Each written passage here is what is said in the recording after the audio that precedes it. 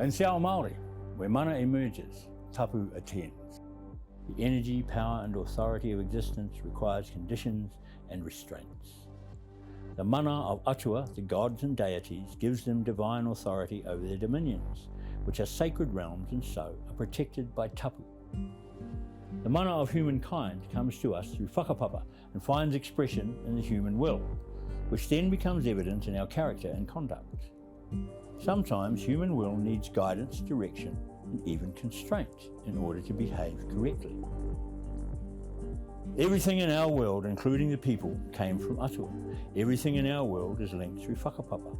All of us born with an allocation of mana and tapu inherited through whakapapa.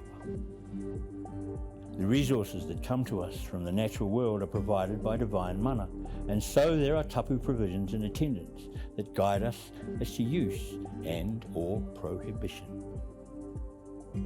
Human actions and engagements with each other and with the world in which we live will, in certain circumstances, yield added conditions of tapu. When we harvest, when we fell trees for the whare and the waka, when we carve the tupuna or inscribe the living face, these activities have tapu implications. War and death bring heightened tapu states, as does childbirth. This should not surprise you. The sanctity of life and death is incomparable.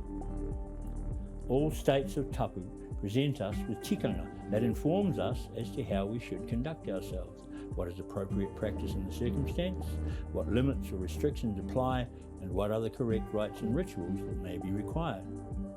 These correct rites and rituals include occasions and ceremonies that we might otherwise consider as blessings, inasmuch as we are able to invoke some kind of divine intervention that allows us access to the authority and protection of the sacred realm. Now, the question is, does Pounamu require us to seek such an intervention?